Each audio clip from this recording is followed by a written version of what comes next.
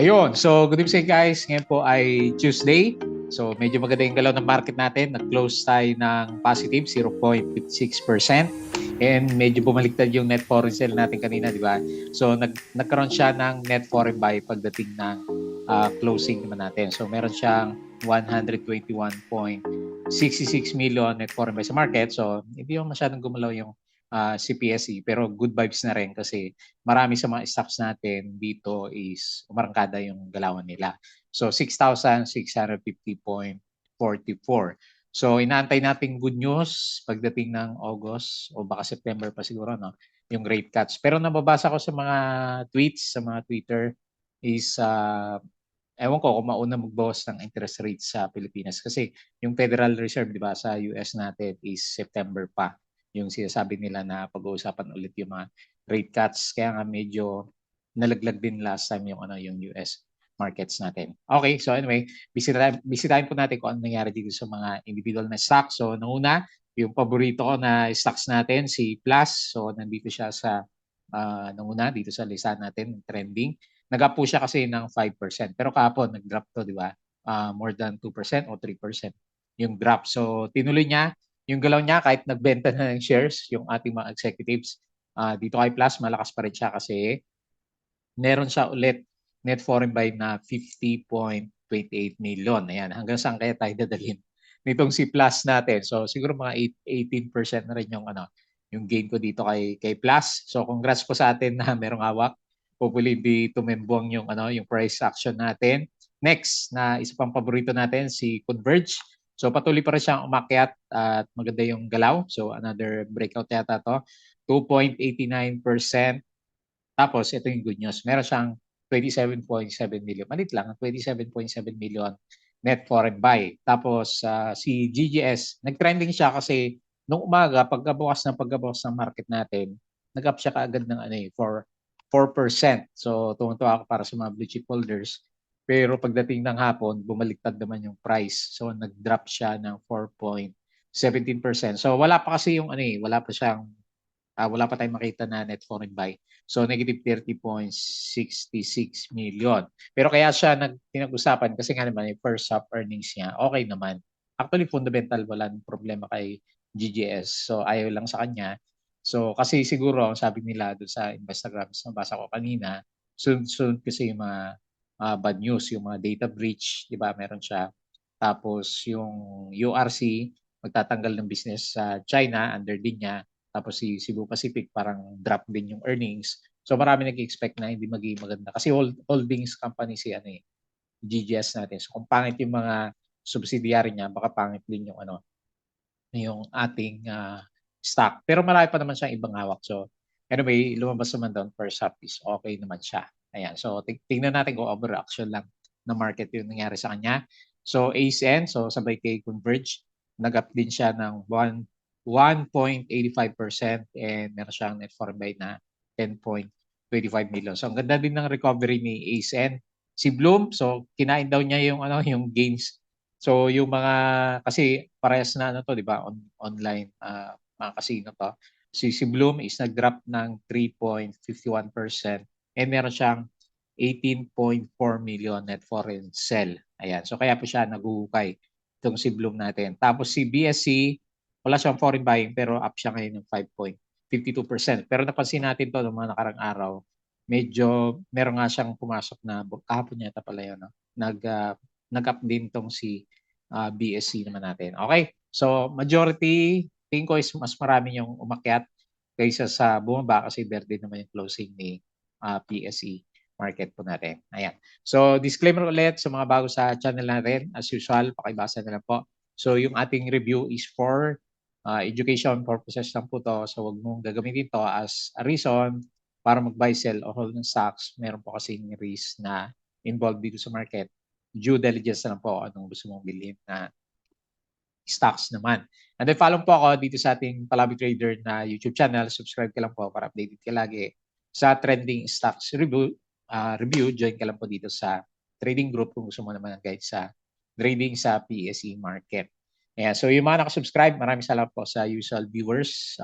Yan, 1K pa rin tayo dito sa trending stocks. company reviews, yung mga sample na review, sample trades, yung ating mga technical indicators, yung mga risk management, pangit pa rin majority ng big caps natin, no?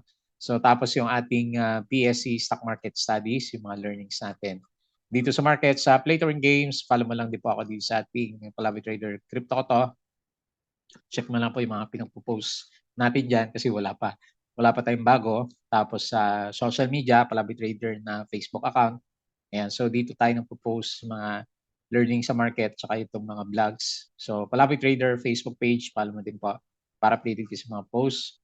Bodega Peak, yung articles natin sa local market, sa US, at saka dito sa bandang crypto. Tapos ano ba yung may lumabas na summary na dito sa sa Twitter natin kanina. So, ayan, ito na. So, very good. Another net foreign buy, confirm. Yung market natin, 121.63 plus 300 million na tayo, di ba? From the past 2 days. So, more than 400 million yung pumasok dito sa market. Ayan. So, bumabalik po paunti-unti yung mga foreign investors. So, mining and oil is, ito yung tinamaan ngayon. Pangit pa rin yung mga mining natin, no? Negative 1.09 and property pala yung umakyat. Sino ba dyan?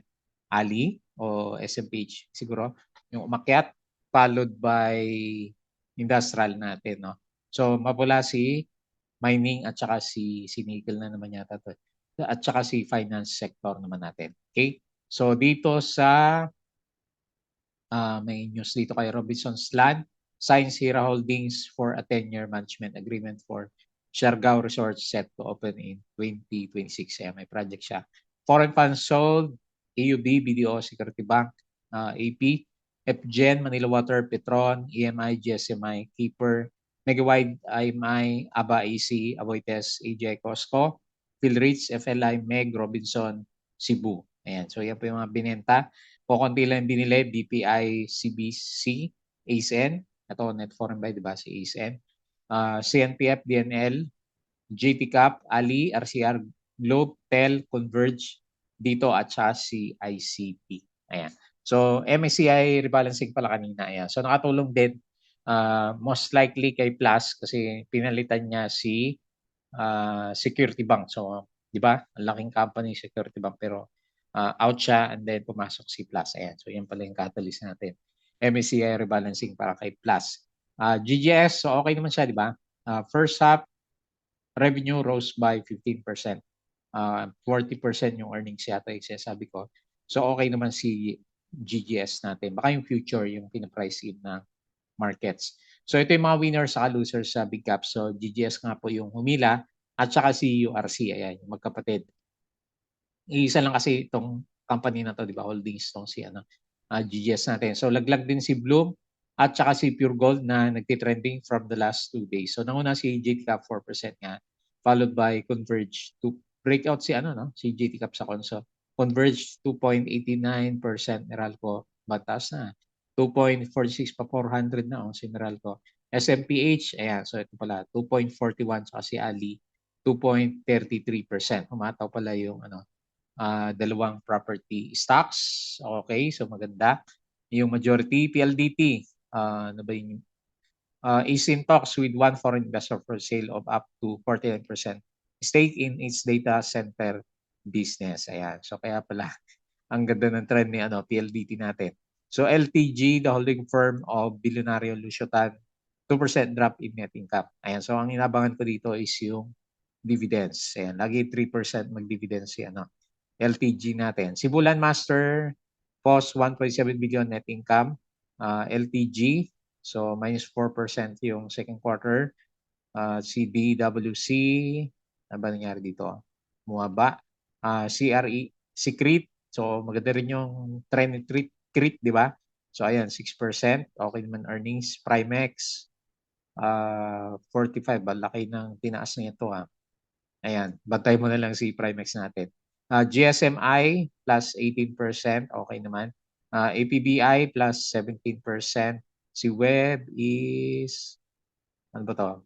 Lugi. So nalugi siya. DNL post 1.32 billion, up by 6%. Si Ali, ano nangyari sa kanya? Despite spike in inflation, Finance Secretary Recto says he sees about 50 BPS cuts in the bank's key rate this year. So kaya lang kailan gagawin yung yung interest rate cuts? Tagal na usapan eh. Hindi pa rin nababawasan, di ba? Higher mere charges, ayan. Kaya siguro makyat. PLDT, okay na yan. ICT, net profit jumps 32%. Ang ganda ng finance ni ICT. Ito kabaliktaran ni GGS. Momentum leaders, si 7 pa rin, Globe, RCR at saka si REITs. RCR ganda 16% yung price action niya. So BSP chief policy making is August 15. Ayan. So diyan po natin malalaman kung mag-rate cuts na kasi ang taas ng interest rate, so 6.5%. Okay. So PNB first up is okay naman siya. ICT okay na yan. Basa natin si Ali. DNL 6%, diba sabi? Ayan, 6% up. Tapos si ACN is may dividends pero maliit. Ano ba nangyari dito? 17% net income up. Ayan. So okay din si ACN pala natin. Ayan. Kaya maganda yung galaw. ICT okay. Cebu is set to resume flights between Clark and Tagbilaran. Secured SEC approval for preferred share offering para kay BLL. Globe, GCash extend at least 155 billion loans. Sino pa? GGS, okay. Okay naman yung yung price talaga hindi okay pero yung earnings okay naman siya. LTG, slower growth in the first half of the year. So PLDT, Converge has strong earnings clarity. Okay, so sino pa hindi natin nabasa?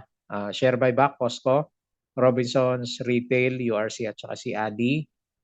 Manila Water has partnered with Kanlubang Sugar Estate.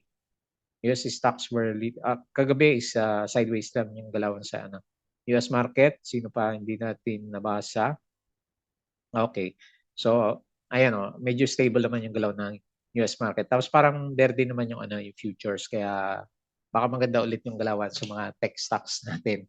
Mamayang gabi si Nvidia pabalik na kung nanonood kayo ng mga tech stocks sa US. Okay. So patalastas ulit yung mga gusto po ng guides sa trading sa Philippine markets. Sali lang po kayo dito sa Patreon. Open po siya anytime. So check mo lang po kung ano yung mga nakalagay dyan na incentives ng mga members po natin. Okay? So paki-double check na lang po. Tapos punta tayo dito sa PSE market. So lumalaban siya, no? So lumalaban ulit yung 400 total 400 million na net foreign buy na pumasok from the last 3 days of trading starting nung last Friday. So okay naman. So 0.56% and 121 million yung pumasok sa ngayon. So ngayon malapit na tayo dito sa 6,700 and medyo malayo tayo dito sa 6,300 ng index. Pero sideways pa rin yung pinaka-overall na picture ng index natin. So very good Gumaganda yung mga market sentiment yata kaya medyo umarangkada yung PSE markets natin. Ayan. So okay na for the last 3 days. Maganda yung galaw ng index plus nasa recovery din yung ating MACD formation naman. Ayan. So parang mas bullish na ngayon yung itsura ng market natin. Plus meron nga mga pumasok na di ba? Net foreign buy kahit paano sa PSE. Okay, so tingin tayo dito sa mga winners. BSE 5.52%, natuloy yung breakout. Maganda rin yung volume niya kahit paano. So abangan natin to. Papalitan na yata si MRC, hindi na gumagalaw nagda-drop si MRC natin. Si Plus, so winner din. Ayun, another high. JT Cap, breakout to, no? Ayan, nag-breakout sa Conso. Macro Asia, ayan, nag-breakout din. 4%. Palabas na siguro yung earnings nito.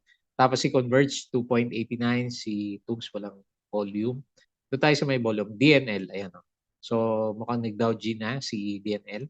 2.56%. SMPH, yung mga properties. So, Buhay, 2.41. Si ADI, 2.33%. Si ASEN, 1.85. Medyo nabitin yung breakout ni ASEN. Keepers, ayan. So, buhay din yung trend na ito.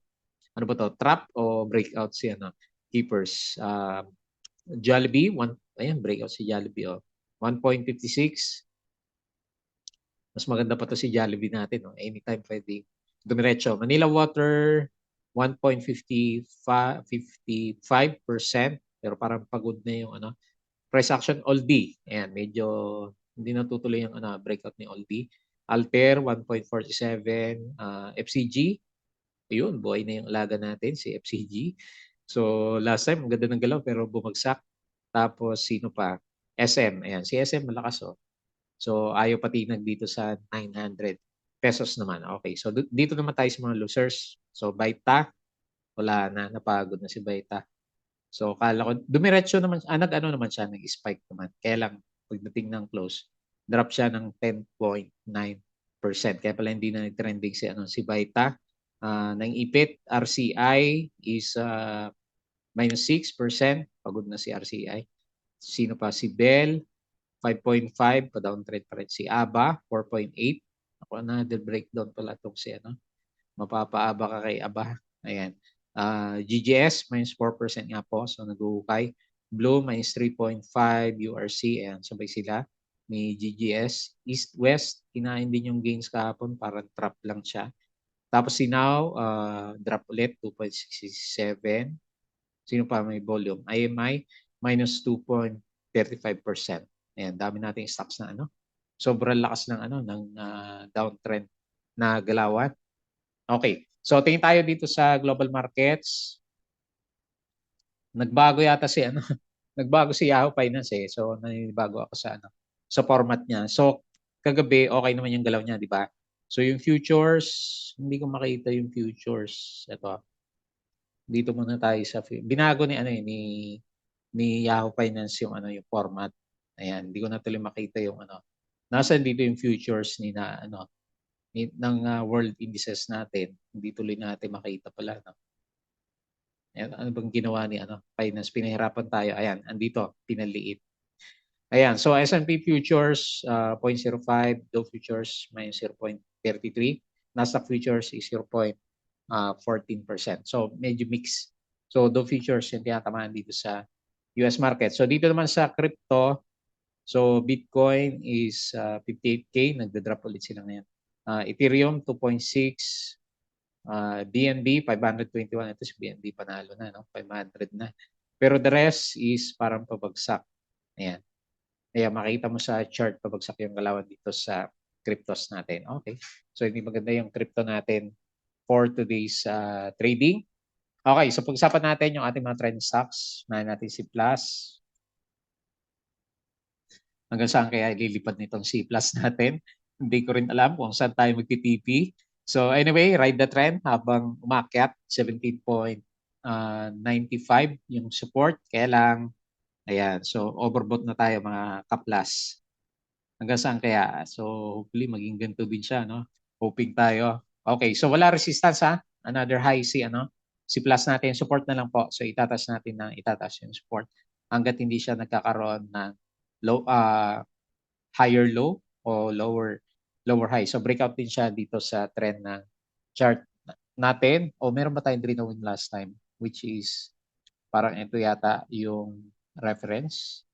Ay, halos nandun na rin siya eh. Yung pinag-usapan natin, di ba? So 19.3 yung pinaka-resistance niya. Pero ganyan na lang muna siguro, no? Ganyan na lang muna. So tignan natin kung mauntog siya bukas. Titingin na lang ako sa support 17.85 and medyo sagad na siya dito sa trend natin, di ba? Dito sa trend channel na ginuguhit natin sa kanya. Ayan, so hopefully another green day bukas. Kaya lang watch out na tayo. Mga kaplas nga, sabi ko sa inyo, ayan, lumabas pala yung earnings niya today. So 389%. Laki. Laki ng kinikita nitong si Plus natin. LRW2 dati, di ba? Leisure and Resource World. Dati itong si Plus. Mukhang gumanda siya dahil doon sa sa Pogos natin. Ayan. So anyway, overbought na. So watch out na lang doon sa mga wala pa. And okay pa naman yung MACD formation niya. So yung RSI natin is nasa bullish side. Ayan. So hopefully makachamba din tayo ng mga ganito na galawan, mga malalaking candle. So 5% yung galaw niya for today and ito yung hindi nawawala sa kanya ngayon from the past 2 days, no? Meron siyang 50.28 million na net foreign buy. Ayan. Catalyst wise, wala. Price action lang. nag all-time high eh. So, walang resistance dito sa bandang taas. Okay po. So, good luck sa atin. Next, Converge. So, diretso lang. Si parang Converge and on the way tayo sa 12 na, no? So, yung pinag-usapan natin last time is around 12.4. Ayan. So, 12.4, no? Okay. So, next resistance, 12 point. Itaas ko na, 12.6 o 7. Ayan, 12.7. Parang dyan yung ano. Gusto puntahan ni Converge. Drawingan natin to, which is sakto, 12.7. Okay, so yan siguro yung next na magpo-form ng higher low formation si Converge natin. Support wise is MA9 o pag hindi malinaw, ito na lang 11.7. Ayan, so ito yung previous na resistance na hindi natin ma-break last time. So nag-gain siya 2.89% and kahit pa paano meron siya maliit na net form by 27.7 million. So very bullish yung galaw natin. So hindi pa overbought. So hopefully meron pa ibigay si Converge. Sabay sila ni di ba? Ni ACM na galawan. Okay, so 12.7 na lang po para base tayo sa trend channel na ginuhit natin sa kanya. Sakto naman 12.7 yung next na resistance. Kaya lang may ugali naman siya, di ba? So umakyat, nagde-drop, nagpo-form ng support and then saka umakyat yung galawan natin. Hopefully another great day para bukas kay Converge. Next, GGS. So wala namang problema kay GGS. So may mga nagtatanong sa atin, ano ba problema nito? Bakit hukay ng hukay siya? Okay, so baka ito na. Ngayon ko lang nakita tong second quarter. Parang nabasa ko is up siya ng first half yun. Up siya ng 40%. Pero dito sa second quarter, drop siya ng 15.11. Baka ito na yun.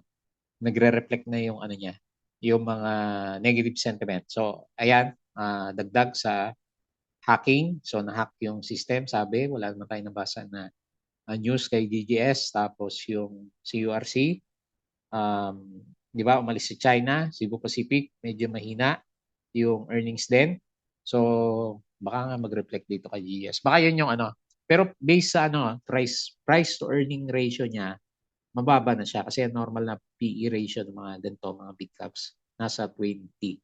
So, 2x na yung niya. So, 2x drop na siya doon sa supposedly PE ratio ng mga blue chips natin. Okay, so medyo undervalued siguro si GGS natin. Pero for the short term, so kasi price action naman tayo is siyempre hindi maganda. Mababa pa siya sa pandemic sabi nga nila. Pero bago naman siya bumaba ng earnings. Okay naman Actually, sobrang lakas ng earnings niya last year. Hindi niya mapantayan yung mga previous na earnings niya. Kasi nag-100% pala siya. 300%. 300%, di ba? 132%. So hindi niya kayang i-match yung mga ganong kalakas na na earnings natin. Pero sige, tingnan natin kasi downtrend niya yung pinapakita na chart natin. So bigger picture na lang tayo para makita natin yung saan ba yung support ngayon ni GGS natin. So ito, pinapakita niya medyo breakdown nga siya, no? Medyo breakdown ng konti. Tapos ito naman sa bandang taas. Ayan. So hopefully, okay, siguro isasagad na sa oversold si GGS natin. Kasi lumabas pa rin 30.66 million. 4% drop tapos sa earnings hindi maganda. So baka ihataw na niya dito sa oversold condition. So kumbaga, meron pa sigurong shake out na gagawin si GGS natin. So nagsama-sama yung yung pala yung mga negative news kay GGS natin. Okay? So pero pagdating sa tingin naman natin undervalued yung price niya. Kasi last year okay naman yung mga earnings ni GGS pa natin. Okay? Next, ASEN. Nangyari dito. So okay, medyo naudlot yung naudlot yung breakout. Pero tingnan natin bukas. So nag-resist sa current price na 5.5. Medyo nahirapan siya ng konti. Siguro bubuelo pa si ASEN natin. Okay. So anyway, good as breakout naman na siya kasi yung closing is maganda. So 1.85%, 10 million. Net foreign buy, hopefully matuloy na bukas and bullish naman lahat ng mga indicators. Kay hindi pa siya overbought, no? So RSI 60 pa lang naman siya. And bullish din yung bullish yung trend, action, bullish din yung ating MACD formation. Okay, so okay lang. Good vibes pa rin tayo dito kay ASM. So, grats. Meron siyang 1% na galaw. Tapos si Bloom, sabi napunta daw kay plus lahat ng swerte. Ayan. So, nagde-drop siya. Oversold na rin pala. So, medyo malapit na siguro to sa bounce si Bloom. Oops, nagkamali tayo. Saglit. Ayusin natin yung indicators natin. So, malapit na rin siguro yung bounce. Wala pa siyang bounce since May, June. Sabihin natin June, July, August. So diretso yung drop ni Bloom natin. So hindi pa rin niya mahanap yung support niya eh. Ito na ba yung support? Parang ito na yung support niya eh. So hindi pa naman solid yung or rather solid pa na pa-drop yung candle. So hirap matansya yung Pero medyo na-break na nga niya yung support. Okay, 7.3. Okay, lagay ko na lang. 7.3 yung pinaka-next na support. Kasi hindi pa solid candle pa rin yung yung closing niya. So, meron pa sigurong konti bago magkaroon ng technical bounce si Bloom. Negative 3.51% and meron siyang 18 million net foreign sale. Wala din po ako nabasa na negative news. Baka earnings din to, no? Negative 11 siya nung first quarter. And then lastly, si BSC. So, medyo natuloy-tuloy na yung breakout sa MA. Tuloy ba o sakto lang? Okay, may breakout ng konti. MA 100. So, nag-breakout tayo. Next na resistance is 0.17 pag sinuswerte. Abot tayo dito sa 0.714. Kasi breakout yung yung candle natin. Ano nangyari dito? Laglag din naman yung earnings niya eh. Buti pa nga ito umakyat eh. So 5.52% na galaw. So bullish yung RSI niya, kailangan baka hindi sustainable Kasi medyo pangit yung yung earnings niya. So baba natin to. Baka masyado tayong optimistic. 0.17. Ayan, abangan nyo na lang po kung matuloy yung breakout ulit natin bukas. Pero meron naman siyang meron siyang volume from the past 2 days na trading sa market. Ayan. So, tignan natin kung matuloy yan. Next na galawang MRC. Kasi si MRC, wala nakabawi siya, no? Ano ba yung nakita ko na 10% na drop na yan? So, nakabawi pala si MR. Kahapon pala yan. So, nakabawi siya ng nag-Dow G pala si MRC. Kaya lang, syempre, marami na yun na shake out sa kanya. Kasi malakas yung drop niya kanina. Okay, so yun lang muna yung ating review for today. So, okay naman yung market kahit na nasa ghost man tayo, nag-steady tayo dito sa malapit sa MA 100. Bukas tingnan natin, hopefully hindi siya lower high kasi ito yung magdi-decide kung magta-touch ulit dito sa 6.7 pero pag nag-drop ulit tayo, mapapansin mo magkakaroon siya ng lower high. Okay, kaya critical yung mga for this week na trading natin kung saan papunta yung direction po ng candles. Okay po, so yun lang muna yung ating review for today. As usual, bago tayo close, please don't forget to subscribe. Join ka lang sa group guys. Crypto Katom, follow mo na lang. Facebook account, Facebook page, Bodega Peak, Twitter, and Patreon yung mga gusto na guys sa trading sa PSE market. Sali lang po kayo dito. Okay, so yun lang. Maraming salamat. Kita po ulit tayo bukas.